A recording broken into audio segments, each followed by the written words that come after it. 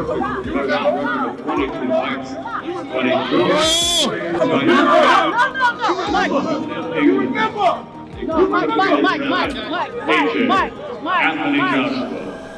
Anthony Joshua versus Jake Paul press conference had been nothing but words until it suddenly exploded into chaos. What began as sharp verbal exchanges quickly escalated into a physical confrontation. No will definitely come and join us. Yeah. There's some pushing going on. Security guards pushing each other as well up there. That we don't want to see. There's a couple of we don't want to see a brawl there. We don't want to see.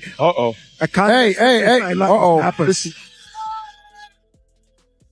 Turning the event into complete disorder and instantly raising the stakes for the fight, Anthony Joshua makes it clear that he is not here for the noise or the spectacle. Through both his words and body language, he shows that this fight is about competition and dominance inside the ring. This is not an exhibition or a crossover stunt. Joshua frames the matchup as a serious test where experience— Be honest, I'm gonna break his face, I'm gonna break his body up, I'm gonna stomp all over him. That's my mentality, right? That's a fighter's mentality, and I know what's in my heart, I know what's in my mind, and I'm here to compete.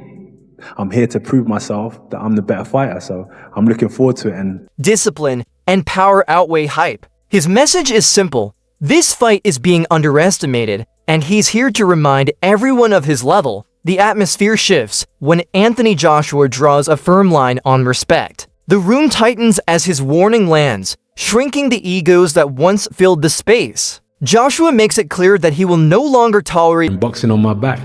I've done it with the Ngannou fight, and I'm going to do it again. I understand the expectation. I don't carry it because the expectation I have of myself is already enough, but I understand it, I acknowledge it, and I respect it. But that's about it as far as outside disrespect from Jake Paul, and that this fight will not be taken lightly. By referencing the Francis Ngannou fight, Joshua signals that the outcome will be just as unforgiving. His message is calm, controlled, and unmistakable. There will be consequences on fight night. Eddie Hearn steps in to address the chaos surrounding both the press— No, I mean, look, how ludicrous it is that they're fighting. Netflix have spent a lot of money, MVP have spent a lot of money, and Jake would look like a plonker if he pulled out the fight now after giving it the big one. And he knows that, and this fight's happening, you know, and that they think, look, one thing I'll say is this: if there was ever a good time to fight Anthony Joshua, it's probably now, right?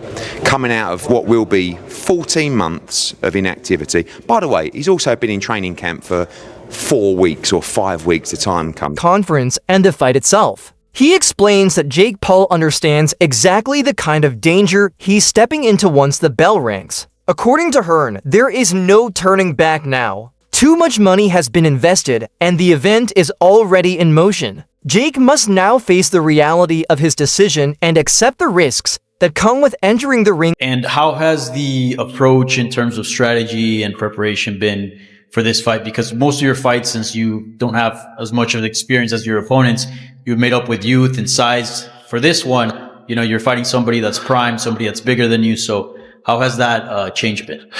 Yeah, on paper, the cards are stacked against me. But really, in terms of boxing, I'm a better boxer than AJ, which is like hilarious to say. But he's got 2 left feet. He's stiff. If I was his coach, I'd put him in a dance class first before trying to box. And really just bringing in the right sparring partners to help me prepare so that I can get looks that are similar to him. And that's really just been the strategy. But I'm just going against Anthony Joshua, despite all the warnings.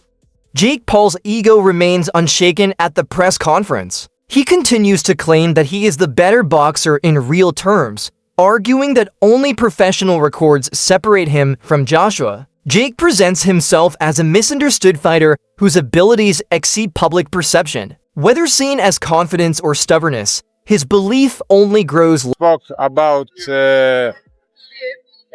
you need AJ, you need something change, you know. And okay, come and train in camp and see what we do. And Jay, come. Now we're here and louder. Mentally, he does not view himself as the underdog regardless of the massive experience gap. Insight from Alexander Usyk's camp reveals important changes behind the scenes for Anthony Joshua. The camp manager explains that after the Usyk fight, they advised Joshua to evolve his approach and refine his style. Joshua accepted the challenge and chose to work. This was a miscalculation from Jake's team. I think that their best chance was having AJ be a bit more stagnant and not being able to move as fluidly and as well, so that Jake could be a bit faster, so that he could be a bit more elusive, and that AJ would have a harder time tracking him. Not to say that, at a certain point he wouldn't get him, but that would be the idea. The bigger, way slower AJ at like 260 or whatever, 255 plus. What Jake is saying, though, doesn't make any sense to me. When he's like, oh, I think it was a miscalculation for them to agree, I assume is what he means, for AJ to get to 245 so that he's lighter, all that, I think it was a miscalculation. That's a disadvantage to AJ's power somehow. AJ's not stripping away muscle to get to 245. He's just not as bulky, heavy as he normally would be. And AJ has fought at this weight before in the Usyk fights, as Jake pointed out. And this is not something that took away from AJ's power. The reason he didn't beat Usyk wasn't because he didn't have power. Usyk was just better. Point blank period. He's the best in the world. Jake is not Usyk. Jake can take bits and pieces of Alexander Usyk, but he's not that. And AJ's power will still be devastating at 245, just like it would be at 255 or 260. Him taking that 10 pounds away and by the way, it wasn't like he did a cut to try to make the weight. He is that weight right now. A lighter version, a more speedy, compact version of AJ. He's still going to hit like a Mack truck. He didn't just lose all that muscle and all that ability to turn punches over. That's still going to be there. And if Jake thinks that AJ needs to be 260 for AJ to knock him out, that's also fucking crazy. Now, Jake says something even more insane to me than the fact that, oh, AJ made a miscalculation getting to 245. He says that his skills are better than AJ's. And I just don't know where the evidence of that is. Like, I understand Jake is confident in himself, but point to me a fight where Jake showed better skill. I don't see it. And again, Jake is always telling us how he never closely with their team. The focus is not on rebuilding him, but on enhancing movement, ring intelligence, and efficiency. They believe this version of Joshua will look noticeably different against Jake Paul. Weight adjustments have become a major talking point as Joshua prepares for this bout. For the first time, he's managing his weight in a way he hasn't before. Despite the challenge, those close to literally millions of people wrong just to get to that level, just to show that bravery. Fair fucks to Jake Paul. Now let's get real. Now it's time to get really serious, because this is worrying, this. I think the way that he has gone about this fight, it's just wrong. The fact that he was training for Tank Davis matter of weeks beforehand, who's a literal midget. Sorry, little person. I don't want to. And then you go from that to fighting one of the biggest, strongest, hard-hitting heavyweights in world boxing. It smacks of, I am not prepared for this, and I'm just fucking rolling the dice. And I admire it, the courage, but like, if you're gonna do this, you have to take it as seriously as a man like Anthony Joshua deserves to be taken. And a couple of weeks of sparring, a few heavyweights, that ain't serious enough for me. I've interviewed Tom Aspinall. He exclusively trains with heavyweights because he's in the heavyweight division year round. And he says heavyweight fighting, it's a different sport almost, because the consequences of making a mistake are so much more diabolical that you have to train differently. And a quick turnaround like this, I mean, like, yeah, fuck it, I'll take AJ. If I was his advisors, I'd be like, look, if you insist on fucking doing this nonsense, because this is crazy, we're going to take a good 6 to 12 months solid training with heavyweights. We're going to fucking make sure that you are strong. You can't pivot from fighting a 135 pounder